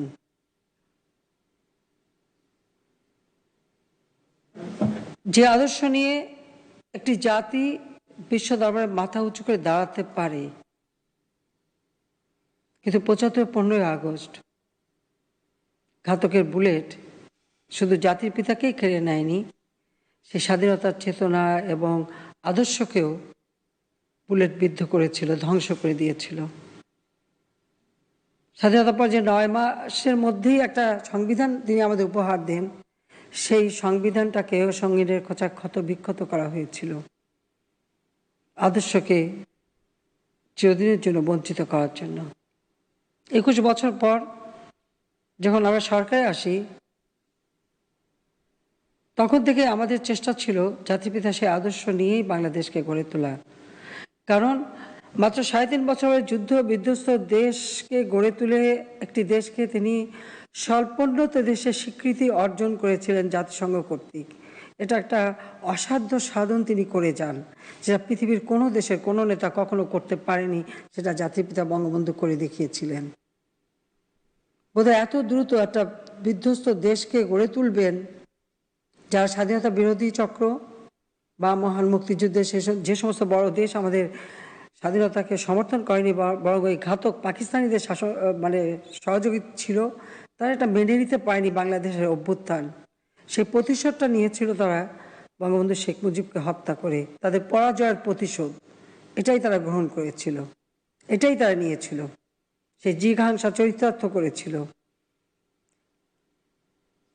তবে আমি বলবো যে আমাদের দল আওয়ামী লীগ বা ছাত্রলীগ হয়তো কিছু লোক বিভ্রান্ত হয়েছিল, কিন্তু মূল দল একেবারে তৃণমূল থেকে এবং ছাত্রলীগের নেতা কর্মীরা তারা কিন্তু সবসময় সোচ্চার ছিল এবং তারা কিন্তু সবসময় সক্রিয় ছিল। তাই ছাত্রলীগকে আমি সবসময় এটি বলবো যে ছাত্রলীগকে কিন্তু সবসময় সেই আদর্শ নিয়েই গড়ে তুলতে হবে। ক্ষমতা, লোভ, লালসা এগুলি ঊর্ধ্বে উঠে নিজেদেরকে আদর্শবান কর্মী হিসেবে গড়ে তুলতে হবে। জাতির পিতার আদর্শটা যদি একবার ধারণ করা যায়, তাহলে দেশপ্রেমে উদ্বুদ্ধ হওয়া কঠিন কাজ নয়। জাতির পিতা বঙ্গবন্ধু শেখ মুজিবের অসমাপ্ত আত্মজীবনী, তার নিজের লেখা যে ডায়েরি, সেটা ছাত্রলীগের প্রত্যেকটা নেতা কর্মীর পড়া উচিত। কারাগারে রোজ নামচা, ৬ দফা দেবার পর তিনি যখন বন্দী হন, তারপর থেকে প্রতিদিনের ঘটনা তিনি যে লিখেছিলেন, সেটা সেখান থেকে জানা যায়। এরপর চীন ভ্রমণ, ১৯৫২ সালে তিনি চীনে গিয়েছিলেন। যখন তিনি বন্দিখানা থেকে মুক্ত হন, এরপরেই একটা শান্তি সম্মেলনে দাওয়াত দেওয়া হয়েছিল, পাকিস্তানি থেকে একটা প্রতিনিধি গিয়েছিল, সেই প্রতিনিধির একটা সদস্য হিসেবে তিনি যান। কত অল্প বয়স ছিল, কিন্তু তার যে দৃষ্টিভঙ্গি, তার যে দেখার চোখ, সেই সদ্য স্বাধীনতাপ্রাপ্ত চীনের উন্নতি কিভাবে হচ্ছে, সেখানকার কৃষক, শ্রমিক, সেখানকার নারী সমাজ, সেখানকার যুব সমাজ, তাদের প্রতিটি বিষয়ে তিনি অত্যন্ত গভীরভাবে দেখেছেন, উপলব্ধি করেছেন। আবার যাবার পথে বার্মায় অর্থাৎ বর্তমান মিয়ানমারে এবং হংকংয়ে যে যাত্রাবিরতি, তখনও সেই জায়গার মানুষের আর্থসামাজিক অবস্থাটা তিনি অবলোকন করেছেন, দেখেছেন। এবং সমস্ত লেখাগুলি দিয়ে সে তার অনুভূতিগুলি অত্যন্ত চমৎকারভাবে তুলে ধরেছেন। তবে ছাত্রলীগের সব নেতা কর্মীদের বলবো, এই বইগুলি সকলের পড়া উচিত, তাহলেই জাতিপিতার আদর্শে উদ্বুদ্ধ হতে পারবে তোমরা। দ্বিতীয় হচ্ছে, বাংলাদেশের ইতিহাসে অনেক নেতা এসেছে, অনেক নেতা, অনেক দল আমি দেখেছি। পাকিস্তানিদের দৃষ্টিতে একজনই মাত্র শত্রু, সে ছিল বঙ্গবন্ধু শেখ মুজিব। তাই ৪৮ সাল থেকে তার বিরুদ্ধে যে গোয়েন্দা রিপোর্ট, আমি 96 সালে সরকার এসে সেই গোয়েন্দা রিপোর্টগুলি আমি সংগ্রহ করি। এরপর আমি আমার বান্ধবী বেবি মওদুদ সহ আমরা প্রায় 20টা বছর এটার উপরে কাজ করি, পড়ি। এরপর আমি সিদ্ধান্ত নিই যে এই গোয়েন্দা রিপোর্টগুলি আমি প্রকাশ করব, কারণ এই গোয়েন্দা রিপোর্টই বাংলাদেশের ইতিহাসের কথা বলে, স্বাধীনতার কথা বলে। কারণ 75-এ জাতির পিতাকে হত্যার পর বাংলাদেশের ইতিহাস থেকে বঙ্গবন্ধু শেখ মুজিবকে মুছে ফেলা হয়েছিল, ভাষা আন্দোলনে তার অবদান মুছে ফেলা হয়েছিল। আমাদের অনেক ভাষা আন্দোলনের আন্দোলনকারী অনেকেই অনেক সময় এ ধরনের কথাও বলেছে, তিনি তো কারাগারেই বন্দী ছিলেন, তিনি আবার আন্দোলন করলেন কখন? কিন্তু এই গোয়েন্দা রিপোর্ট কথা বলে যে তিনি যে কারাগারে বসেও যোগাযোগ রেখে আন্দোলন সংগ্রামের নির্দেশনা দিয়েছেন, সেটা গোয়েন্দা রিপোর্টেই পাওয়া যায়। আর এই গোয়েন্দা রিপোর্টও তার পক্ষের না, বিপক্ষের। তো এখান থেকে কিন্তু ইতিহাসের একটা বিরাট, মানে আমি বলবো যে স্বর্ণখনি আবিষ্কার হয়। সেজন্যই এগুলি আমি দীর্ঘ প্রচেষ্টার পর আজকে আমি প্রকাশ করে দিচ্ছি। পৃথিবীতে কোনো দিন কোথাও কোনো নেতার বিরুদ্ধে কোনো গোয়েন্দা রিপোর্ট প্রকাশ হয়নি। এটা একটা ব্যতিক্রম ধর্মী প্রকাশনা। ছাত্রলীগের নেতাদের এবং আমাদের সাবেক নেতারা এখানে আছে, তাদেরকেও বলবো যে এই বিষয়গুলো একটু দেখতে, পড়তে, জানতে, শিখতে এবং নিজেকে সেইভাবে দেশপ্রেমে উদ্বুদ্ধ করে প্রস্তুত করতে। যদি দেশপ্রেম না থাকে, জনগণের প্রতি যদি দায়িত্ববোধ না থাকে, তাহলে শুধু ক্ষমতায় বসে ক্ষমতাকে উপভোগ করা যায়, দেশের উন্নতি করা যায় না। 21 বছর সংবিধান লঙ্ঘন করে, হত্যা, খুব ষড়যন্ত্রের মধ্য দিয়ে যারা এদেশে ক্ষমতা দখল করেছিল একের পর এক, তার বিলাসিতা গা ভাসিয়েছে, একটা ক্ষুদ্র এলিট শ্রেণী তৈরি করেছে। কিন্তু মানুষ যে তিমিরে সেই তিমিরেই ছিল। এদেশের মানুষের শিক্ষার হার বাড়েনি, এদেশের মানুষের স্বাস্থ্য বা চিকিৎসা সেবা নিশ্চিত হয়নি, এদেশের মানুষের থাকার ঘর ছিল না, পেটে খাবার ছিল না, জীর্ণ কাপড়, বিদেশ থেকে পুরনো কাপড় এনে তাদের পরানো হতো। সেটা আমি 81 সালে এসেই দেখেছি। কাজে আমার সেটাই ছিল যে এদেশের মানুষের ভাগ্য পরিবর্তন করতেই হবে। স্বজনহারা বেদনা নিয়েই দেশের মাটি ফিরেছিলাম। যখন দেশের মাটি থেকে যাই, আমার ভাই, ভ্রাতৃবধূ সবাই তো ছিল এয়ারপোর্টে। যখন ফিরে আসি আমি কাউকে পাইনি।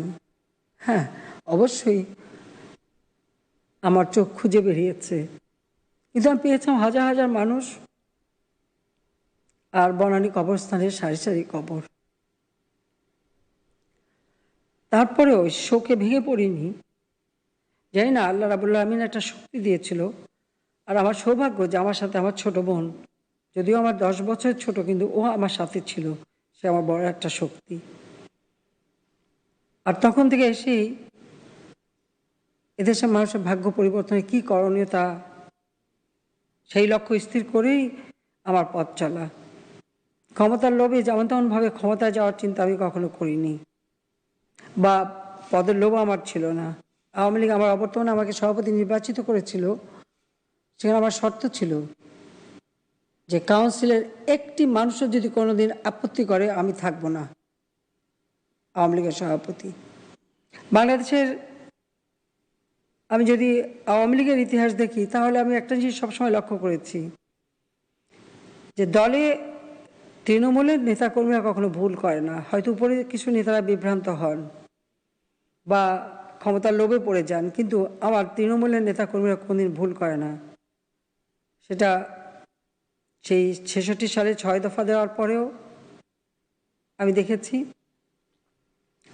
আর নিজের জীবনেও আমি দায়িত্ব নেবার পরেও দেখেছি। বারবার অনেক আঘাত এসেছে, পার্টিও ভেঙেছে, আবার পার্টিকে গড়তে হয়েছে, কিন্তু দলটা গড়তে হয়েছে। একটা কথা আমি ছাত্রলীগকে বলবো, সংগঠনটা গড়তে হবে, কারণ এই সংগঠনই থাকে শক্তি। আমি 81 সালে এসে ওটাই হাতে নিয়েছিলাম যে প্রত্যেকটা সহযোগী সংগঠনকে গড়ে তোলা আর নিজের দলকে আগে গড়ে তোলা। ক্ষমতায় যাওয়া তখনই যখন আমি মনে করব যে হ্যাঁ, আমি আমার দেশের মানুষের জন্য কাজ করবার মতো শক্তি নিয়ে ক্ষমতায় যেতে পারছি, তখনই।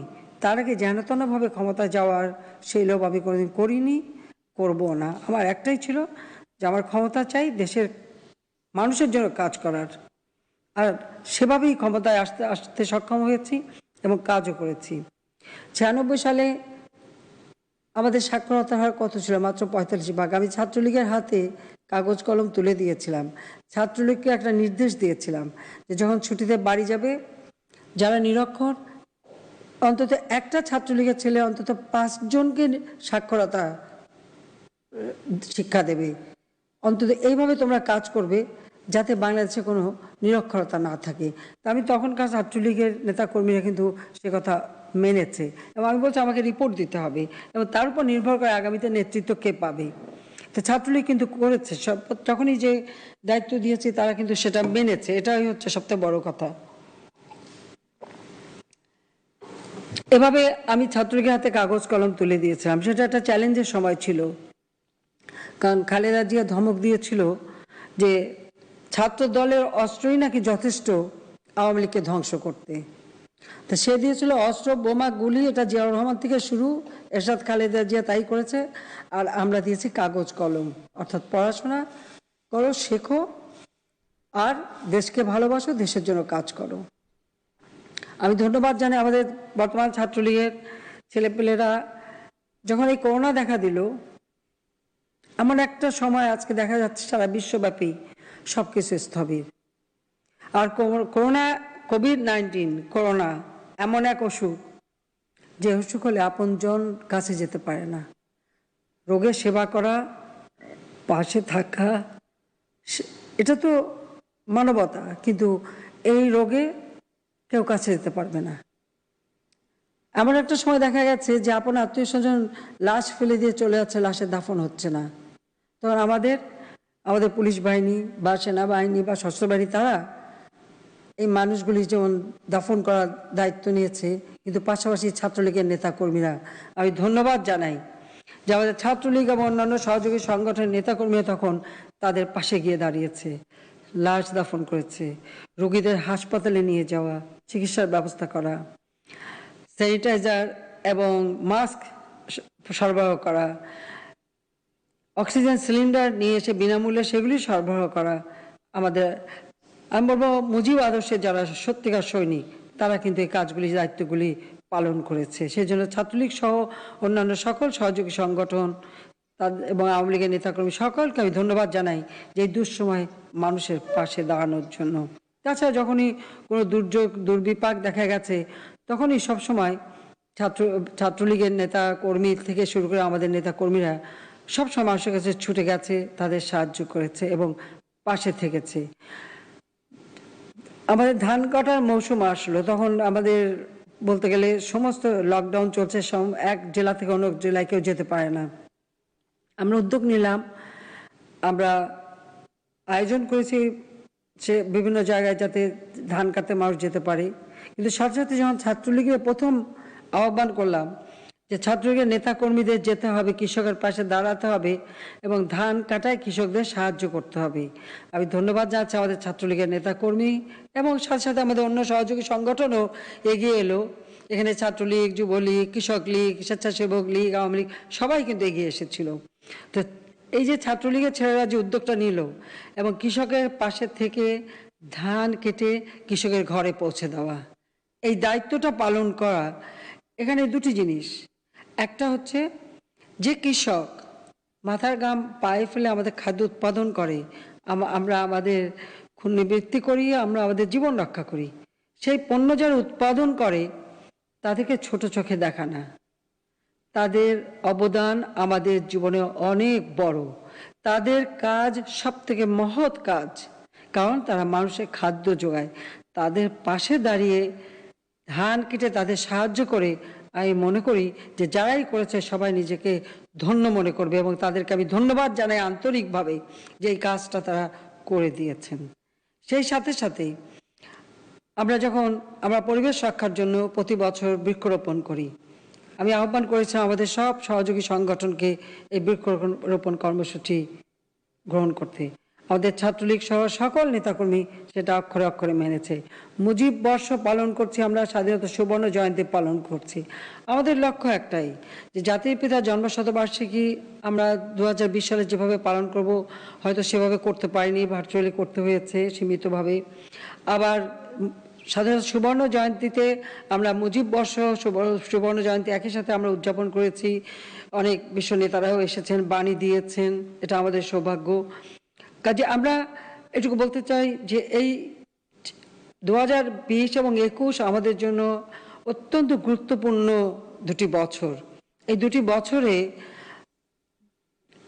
এমন এমন ঘটনাও ঘটেছে, যেমন করোনার মতো একটা ভয়ঙ্কর আমি বলবো যেটা অতিমারি সারা বিশ্বকে স্থবির করে দিয়েছে।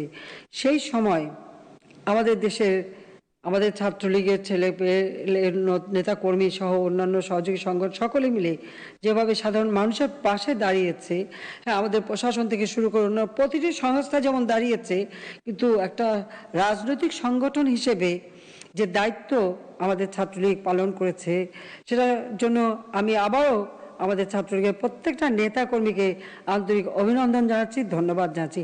এটাই মানবতা, এটাই রাজনৈতিক নেতাদের কাজ, এটাই তাদের দায়িত্ব, এবং এই দায়িত্বটা যথাযথভাবে পালন করা হয়েছে।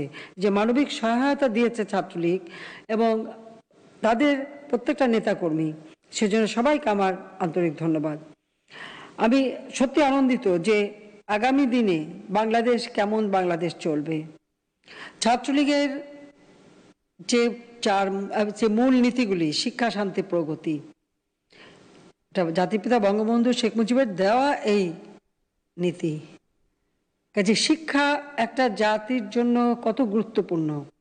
আওয়ামী লীগ সরকার আসার পর আমরা যেমন প্রথমে আমার দায়িত্ব ছিল মানুষের খাদ্য নিরাপত্তা নিশ্চিত করা, খাদ্য উৎপাদন বাড়ানো, গবেষণা করা, আমরা সেটা সফলভাবে করতে পেরেছি। খাদ্য খালি উৎপাদন না, সাধারণ মানুষ, দরিদ্র মানুষ, তাদের ঘরে পৌঁছে দেওয়া, একটি মানুষও না খেয়ে কষ্ট না পায়, সেই ব্যবস্থাটা আমরা খুব সফলভাবে করতে পেরেছি। পাশাপাশি একটি জাতিকে যদি দারিদ্র্যমুক্ত করতে হয়, তার শিক্ষা হচ্ছে সব থেকে বড় হাতিয়ার। জাতিপিতা বঙ্গবন্ধু বলেছিলেন, শিক্ষায় যে অর্থ ব্যয় সেটা হচ্ছে বিনিয়োগ, সে অর্থটা কাজে লাগে। কাজে তিনিও শিক্ষাকে গুরুত্ব দিয়েছিলেন।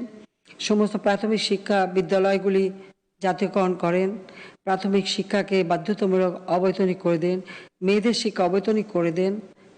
কাজে একটা শিক্ষিত জাতি ছাড়া কখনো উন্নত জাতি হওয়া সম্ভব না।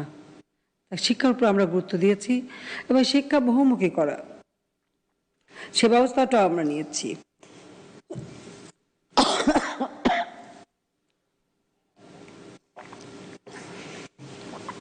ছাত্রলীগের এই মূলনীতি, এটা মেনে সবাইকে পড়াশোনা করতে হবে।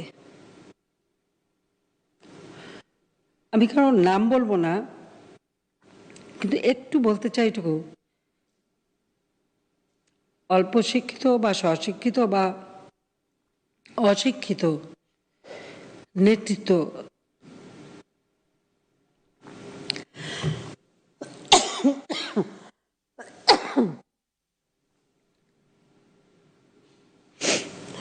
কাশি এসেছে।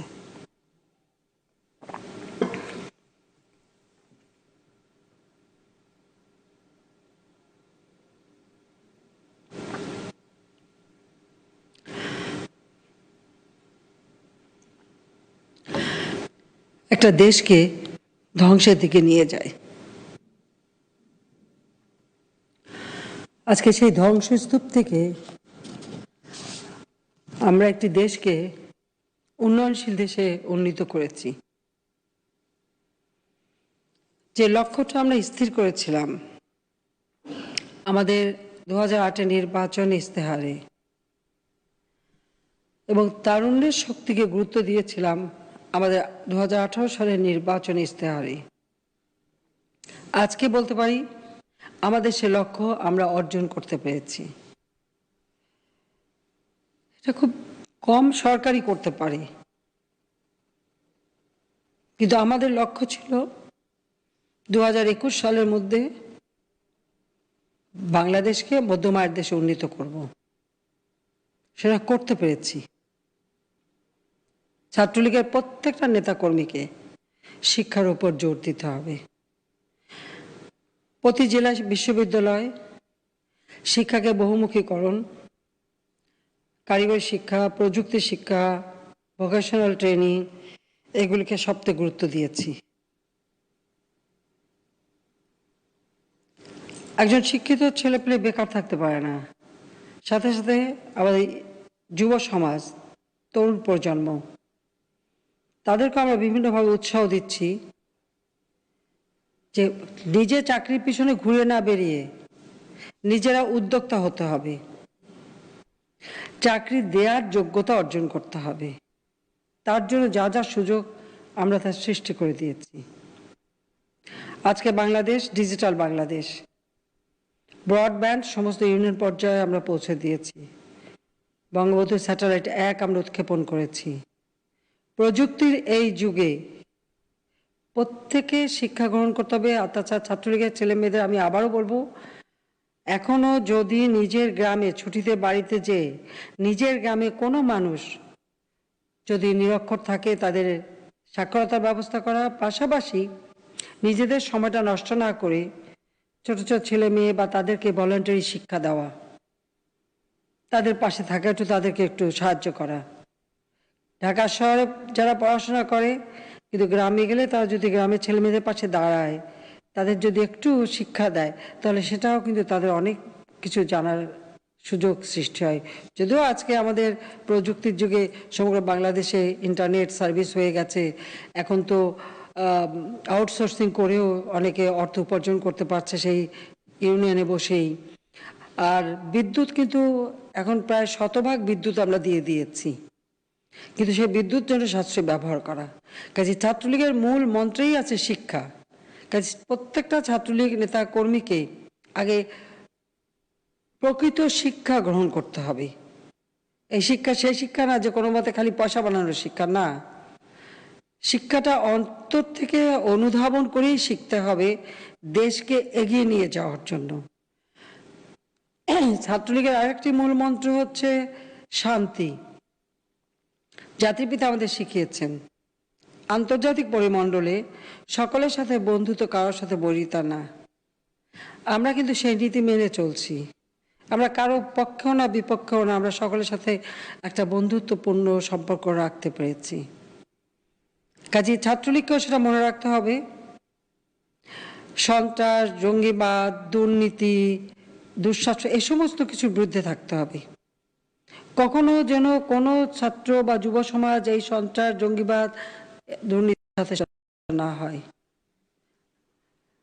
করোনা একটা শিক্ষা দিয়ে গেছে মানুষকে, ধন সম্পদ কোনো কিছু কাজে লাগে না, অর্থ সম্পদ কোনো কিছুই কাজে লাগে না। মানুষকে যেমন হঠাৎ করে মরে গেলে মরতেও হয়, আবার সম্পদ বানালেও যে সেগুলি যে অপান্ত, সেগুলি যে কোনো কাজেই লাগে না। করোনা কিন্তু সেই শিক্ষা দিয়ে গেছে সবাইকে। কাজেই হয়তো ওই অর্থের পিছনে না ছুটে মানুষের জন্য কাজ করা একজন রাজনৈতিক নেতার কাজ, সেটাই মাথায় রাখতে হবে। মহৎ অর্জনের জন্য মহান আত্মত্যাগ দরকার। জাতির পিতা কিন্তু একথাও বলে গেছেন, তিনি কিন্তু আত্মত্যাগ করে গেছেন এই দেশের জন্য, মানুষের জন্য, শান্তির জন্য, দেশের মানুষের উন্নয়নের জন্য।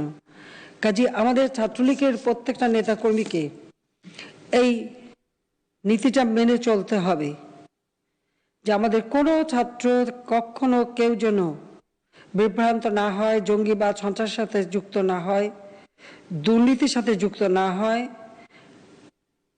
নিজেকে সব থেকে ঊর্ধ্বে রেখে শান্তির পথে এগিয়ে যেয়ে দেশ যেন উন্নয়নের পথে চলতে পারে সেদিকে বিশেষভাবে নজর দিতে হবে, সেই শিক্ষা নিতে হবে। ছাত্রলীগের আরেকটি মূল মন্ত্র হচ্ছে প্রগতি। বিশ্ব এগিয়ে যাচ্ছে, বিজ্ঞানের নতুন নতুন উদ্ভাবন, প্রযুক্তির নতুন নতুন উদ্ভাবন, তার সাথে সামঞ্জস্য রেখেই আমাদের এগোতে হবে। আজকে কম্পিউটার শিক্ষা, ইন্টারনেট ব্যবহার, প্রযুক্তি শিক্ষা, সকলের হাতে হাতে মোবাইল ফোন পৌঁছে দেওয়া, আমরা কিন্তু সবই করে দিয়েছি। 96 সাল থেকে শুরু করেছিলাম, মাঝখানে 8 বছরের একটা সময় আমরা ছিলাম না, কিন্তু তারপর যখন সরকার এসেছে তারপর থেকে এই একটানা ক্ষমতায় থাকার ফলে আজকে কিন্তু বাংলাদেশের একেবারে প্রত্যন্ত অঞ্চলে মানুষের হাতে এই প্রযুক্তির ব্যবহার পৌঁছে দেওয়া সম্ভব হয়েছে। এখন মানুষকে আর ধোঁকা দেওয়া যায় না, মানুষকে আর ফাঁকি দেওয়ার সুযোগ নেই। মানুষের দৃষ্টি খুলে গেছে, এখন হাতের মুঠোয় পৃথিবীটা এসে গেছে। কাজে প্রগতির পথে আমাদের এগিয়ে যেতে হবে, নতুন নতুন উদ্ভাবনী শক্তিও কাজে লাগাতে হবে। কাজে আমরা গবেষণার উপর বেশি গুরুত্ব দিই, আর প্রযুক্তির সাথে তাল মিলিয়ে চলার পথটাই আমাদের উন্মুক্ত করে দেওয়া, সেটাই আমাদের লক্ষ্য। সেই লক্ষ্যটাই আমরা স্থির করেছি, আর সেই লক্ষ্য স্থির করেই কিন্তু এগিয়ে যাচ্ছি। কাজে আমাদের ছাত্রীকে সেভাবে নিজেদেরকে তৈরি করতে হবে। আমরা আজকে 2022-এ পা দিয়েছি। 21 পর্যন্ত আমাদের যে প্রেক্ষিত পরিকল্পনা আমরা বাস্তবায়ন করি, সেটা অর্জন করে আজকে আমরা উন্নয়নশীল দেশ। উন্নয়নশীল দেশের চ্যালেঞ্জ মোকাবেলা করে আমাদের এগিয়ে যেতে হবে। চতুর্থ শিল্প বিপ্লব আসবে, একটা প্রযুক্তির যুগ, প্রযুক্তি ব্যবহার বাড়বে, মানুষের কর্মক্ষমতা বা দক্ষতারও পরিবর্তন ঘটবে। কিন্তু তার সাথে তাল মিলিয়ে আমাদের ছাত্রলীগ নেতা কর্মীদের এখন থেকে তৈরি হতে হবে, যেন এই চতুর্থ শিল্প বিপ্লবের যুগে দক্ষ মানব শক্তি গড়ে তোলার যে পদক্ষেপ আমরা নিয়েছি সেটা কাজে লাগাতে হবে, এবং কাজে লাগিয়ে নিজেদেরকে সেইভাবে প্রস্তুতি নিতে হবে যেন আমরা সময়ের সাথে তাল মিলিয়ে এগিয়ে যেতে পারি। যদিও জাতিসংঘ 2030 সাস্টেইনেবল ডেভেলপমেন্ট গোল নির্দিষ্ট করে দিয়েছে, কিন্তু আমরা আমাদের দলের পক্ষ থেকে আমাদের লক্ষ্য আমরা ঠিক করেছি এবং সরকারের পক্ষ থেকে নিয়েছি, 41 সালের মধ্যে এই বাংলাদেশ সারা বিশ্বে একটা উন্নত দেশ হিসেবে প্রতিষ্ঠা লাভ করবে। 41 সাল পর্যন্ত তো আর আমি থাকবো না, বাঁচবো না, বাট আমরা একটা কাঠামো দিয়ে গেলাম, পরিকল্পনার প্রেক্ষিত পরিকল্পনা দিয়ে গেলাম। যেমন 2010 থেকে 2020 দিয়েছিলাম, তারই ভিত্তিতে পঞ্চবার্ষিকী পরিকল্পনা করেছি। আর ঠিক সেই সাথে সাথে 41-এর যে আমাদের লক্ষ্য, সেটা মাথায় রেখেও আমরা 8ম পঞ্চবার্ষিকী পরিকল্পনা করেছি, যে আমাদের ছাত্রলীগের প্রত্যেকটা ছেলে মেয়েকে কিন্তু, কারণ এই ছাত্ররাই তো শিক্ষিত জাতি হিসেবে গড়ে উঠবে, কাজে তাদেরকেই সেইভাবে তৈরি হতে হবে যে এই 41-এর বাংলাদেশ, যে উন্নত সমৃদ্ধ বাংলাদেশ, সেই বাংলাদেশ গড়ে তোলার সৈনিক হিসেবে নিজেদেরকে এখন থেকে প্রস্তুতি নিতে হবে। 2071 সাল স্বাধীনতার 100 বছর উদযাপন হবে। এই 100 বৎসর যেন আমরা যেমন 50 বছর সুবর্ণ জয়ন্তী উদযাপন করলাম, এই 100 বছর যারা উদযাপন করবে সেই প্রজন্ম তৈরি করতে হবে এখন থেকেই। শিক্ষায় দীক্ষায় সব দিক থেকে 100 বর্ষের বাংলাদেশ কেমন হবে। আমি কিন্তু পরিকল্পনা 2100 সাল পর্যন্ত দিয়ে গেছি, ডেল্টা প্ল্যান 2100, অর্থাৎ এই বদ্বীপটা আমাদের ভবিষ্যৎ প্রজন্মের জন্য কেমন উন্নত হবে, এবং তার কিছু কাজও আমরা শুরু করেছি। অন্তত 80টা প্রকল্প আমরা বাস্তবায়ন শুরু করে দিয়েছি। আমাদের উন্নয়নের লক্ষ্য যেন ধরো কোনোভাবে না, যে উন্নয়নটা হবে স্থায়ী উন্নয়ন, অর্থাৎ সাস্টেইনেবল ডেভেলপমেন্ট, এবং সেটা একেবারে গ্রামের তৃণমূল থেকে। মুজিব বর্ষ উপলক্ষে আমরা লক্ষ্য স্থির করেছি এবং স্বাধীনতা সুবর্ণ জয়ন্তী, একটি মানুষও গৃহহীন থাকবে না। আজকে আমরা সমগ্র বাংলাদেশে গৃহহীন মানুষের তালিকা, ভূমিহীন মানুষের তালিকা করে তাদেরকে টার্গেট করে করে ঘর করে দিচ্ছে, যেটা জাতির পিতা শুরু করেছিলেন স্বাধীনতার পর। নোয়াখালীতে তিনি প্রথম যান, এখন অবশ্য সে জায়গা হচ্ছে লক্ষ্মীপুর জেলায় পড়েছে, গুচ্ছগ্রাম দিয়ে শুরু করেন। আমরাও তার পদাঙ্ক অনুসরণ করে এখন গুচ্ছগ্রাম, আদর্শ গ্রাম এবং সেই সাথে সাথে আশ্রয়ণ প্রকল্পের মধ্যে ঘর করে দিচ্ছি। সেখানেও আমি ছাত্রলীগের নেতাকর্মীদের বলবো, যখনই ছুটি সেটা বাড়িতে যাবে, নিশ্চয়ই তোমরা খুঁজে বের করবে কোনো মানুষ ভূমিহীন আছে কি না। একটি মানুষ ঠিকানাবিহীন থাকবে না, ভূমিহীন থাকবে না, কারণ প্রত্যেক ঘরে আমরা বিদ্যুৎ পৌঁছে দিয়েছি। আর সেই সাথে সাথে প্রত্যেকটা গৃহহীন মানুষকে যদি ঘর করে দিই, এই বাংলাদেশ দরিদ্র থাকবে না। হতদরিদ্র বলে তো কেউ থাকবেই না, দরিদ্র থাকবে না। আর যারা একদিন বাংলাদেশের স্বাধীনতা নিয়ে ব্যঙ্গ করেছিল, বলেছিল স্বাধীন হয়ে বাংলাদেশ কি করবে, একটা বাস্কেট কেস হবে, আমার লক্ষ্য হচ্ছে সেই দেশ থেকে, সেই দেশে যে দারিদ্র্যের হার আছে তার থেকে যদি 1%ও কম হয়, তা 1% কম হলেও আমি বাংলাদেশে দারিদ্র্যের হার কমাবো। এটাই আমার লক্ষ্য, এবং তারপর আমি দেখাতে চাই যে হ্যাঁ আমরা পারি। আমি জানি অনেক চক্রান্ত ষড়যন্ত্র, ওগুলি আমি কখনো মাথায় রাখিও না, ওগুলি আমি নিয়ে বিভ্রান্তও না, কারণ আমার সারা জীবনই দেখেছি এগুলি হচ্ছে, এটা হবে। কিন্তু একটা আদর্শ নিয়ে চলতে গেলে আর একটি লক্ষ্য স্থির করে চললে, আর বাংলাদেশের তৃণমূলের একবার সাধারণ মানুষের ভাগ্য পরিবর্তন করতে গেলে যারা উপরে থেকে বেশি বেশি খায়, বেশি বেশি পায়, তাদের তো একটু দুঃখ থাকেই। তারা ভাবে যে আমাদের বোধ হয় জায়গা হবে না, সেই জন্য ষড়যন্ত্র করতেই থাকে। আর কিছু লোকের তো একটু লক্ষ্যই থাকে যে ওই একটা পতাকা পেতে হবে বা একটু ক্ষমতায় যেতে হবে বা ইত্যাদি। এই ধরনের যাদের মানে আকাঙ্ক্ষা বেশি, তারা তো দেশের মানুষের ভাগ্যের কথা চিন্তা করে না, কাজে তারা ষড়যন্ত্রের সাথে জড়িত থাকে। কিন্তু নীতি আদর্শ নিয়ে চললে পরে আর সৎ পথে চললে পরে যে কোনো বাধা অতিক্রম করা যায়, এবং সেটা প্রমাণ করেছি আমরা। বাংলাদেশের ভাবমূর্তি পরিবর্তন হয়েছে একটি সিদ্ধান্ত থেকে। যেদিন পদ্মা সেতু নিয়ে আমাদের উপর দোষারোপ করলো দুর্নীতি হয়েছে, যেটাকে আমি চ্যালেঞ্জ হিসেবে নিলাম, এবং ওয়ার্ল্ড ব্যাংক যখন প্রমাণ করতে পারে নাই, তারপরেই সারা বিশ্ববাসী বা বিভিন্ন সংস্থা, আন্তর্জাতিক সংস্থাগুলি, যারা এক সময় যাদের কাছ থেকে আমরা ঋণ নিলে তারা মনে করতো যে আমাদেরকে খুব করুণা করলো, আমি কিন্তু সেই চিন্তা থেকে বাংলাদেশকে সরিয়ে এনেছি যে আমরা ঋণ নিই, সুদ সহ আমরা শোধ দিই, সেটা কোনো অনুদান না। কাজে আমরা কিন্তু এখন পরনির্ভরশীল না, আমাদের উন্নয়ন প্রকল্প আমরা স্ব-অর্থায়নে করতে পারি, সেটা আমরা দেখিয়েছি। এবং পদ্মা সেতু আমরা নিজেদের অর্থায়নে যে করতে পারি সেটা আমরা প্রমাণ করে দিয়েছি। এবং এই একটা সিদ্ধান্ত থেকেই কিন্তু সারা বিশ্বে বাংলাদেশের ভাবমূর্তি পাল্টে গেছে। এখন কেউ আমাদের করুণা করতে সাহস পায়, বরং আমাদের সমীহ করে চলতে পারে। তা আমাদের এই অর্জনটা ধরে রাখতে হবে, কারণ আমাদের দেশের কিছু মানুষ সবসময় সেই পাকিস্তানের সৃষ্টির পর থেকে আমি দেখি সবসময় কোনো একটা প্রভু খুঁজে নিয়ে তাদের পদলেহন করতে ব্যস্ত থাকে। তাদের কোনো আত্মমর্যাদা বোধ নেই, তাদের কোনো নিজের প্রতি কোনো আত্মবিশ্বাস নেই, এবং এদের দিয়ে দেশের মানুষের কল্যাণ হয় না। আমাদের দেশে জাতির পিতা স্বাধীনতার পর অনেক সাংবাদিক জিজ্ঞেস করেছেন যে দেশে তো কিছুই নেই, আপনি কি দিয়ে এই দেশ গড়বেন? তিনি কি বলেছিলেন?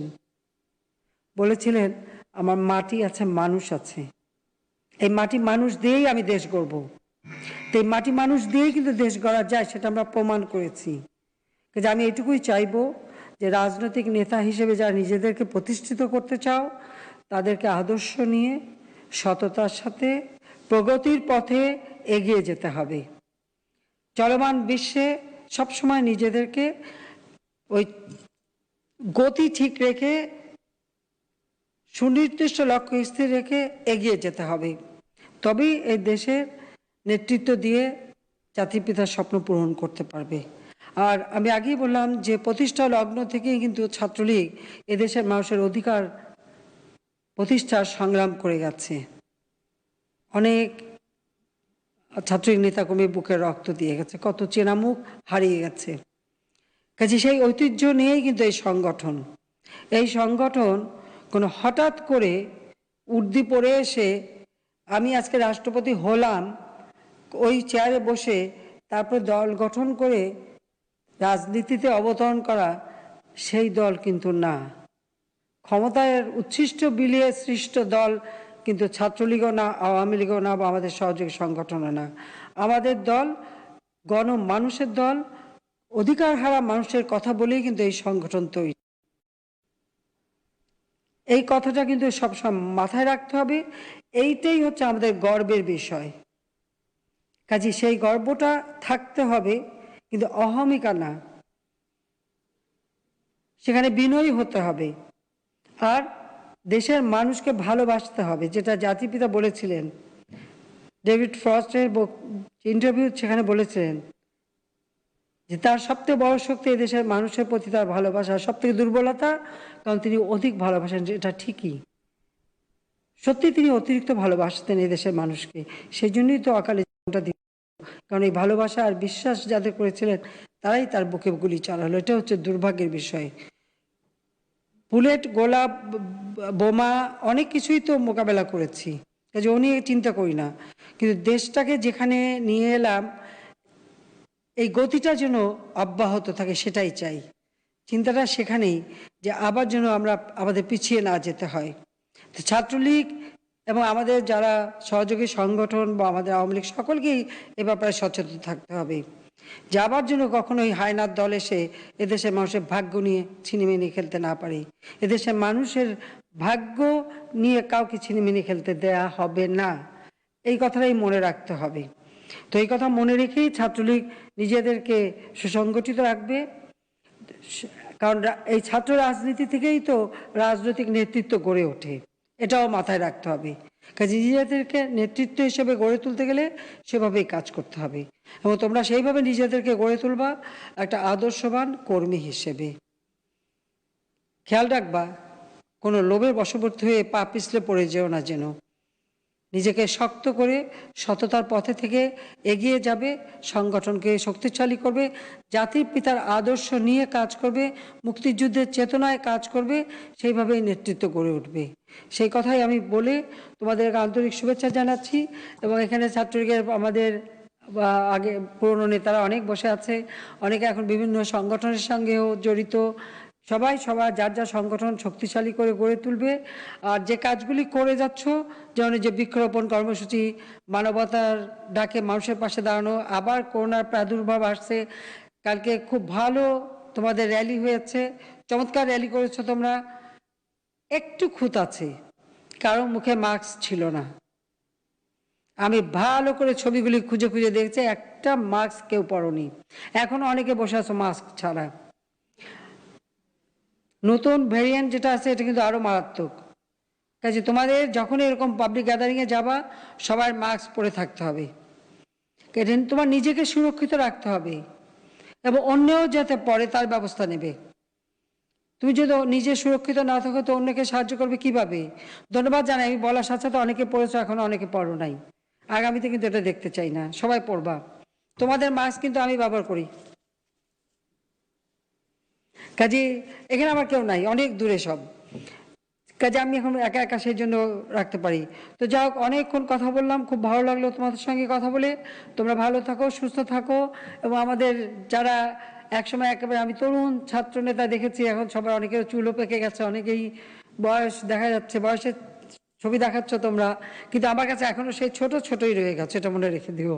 কারণ আমি যাদের ছোট দেখেছি তারা আমার কাছে ছোটই থাকবে। তোমরা বড় নেতা হও, তোমরা কাজ করো, দেশপ্রেমে উদ্বুদ্ধ হও, তোমাদের উত্তরসূরি যেন আরো সুন্দরভাবে চলতে পারে, পূর্বসূরি হিসেবে তোমরা তাদেরকে সেই সৎপথে নিয়ে যাওয়া, সেটাই আশা করি। তো ছাত্রলীগকে আবারও তাদের প্রতিষ্ঠা বার্ষিকীতে আমার আন্তরিক অভিনন্দন জানাচ্ছি, ধন্যবাদ জানাচ্ছি এবং ছাত্রলীগ এই দেশকে এগিয়ে নিয়ে যাবে সেটাই আমি আশা করি। শিক্ষায়, দীক্ষায়, শান্তিতে, প্রগতিতে ছাত্রলীগ এগিয়ে যাবে। শিক্ষার মশাল জেলে প্রগতির, শান্তির পথে প্রগতির দিকে এগিয়ে যাবে, সেটাই আমি চাই। সবাইকে ধন্যবাদ। জাতির পিতার স্বপ্ন আমরা প্রতিষ্ঠা করব, সোনার বাংলাদেশ আমরা প্রতিষ্ঠা করব। সকলের প্রতি শ্রদ্ধা জানিয়ে বক্তব্য শেষ করছি। জয় বাংলা, জয় বঙ্গবন্ধু, বাংলাদেশ চিরজীবী হোক, ছাত্রলীগের জয় হোক।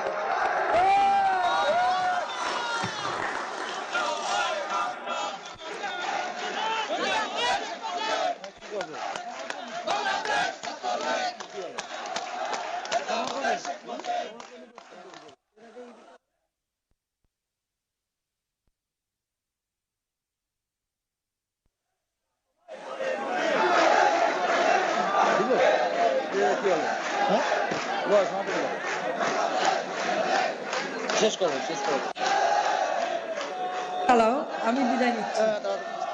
ধন্যবাদ।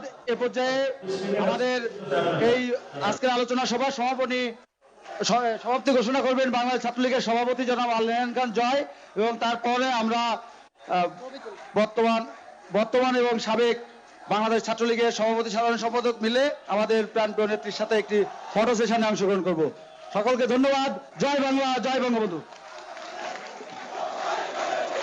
আজকের এই প্রতিষ্ঠা বার্ষিকী আলোচনা সভায় আজকে আমাদের প্রাণপ্রিয় নেত্রীর দিক নির্দেশনা অনুযায়ী আমরা চলব সেই শপথ করে আজকের এই আলোচনা সভার সমাপ্ত ঘোষণা করছি। জয় বাংলা।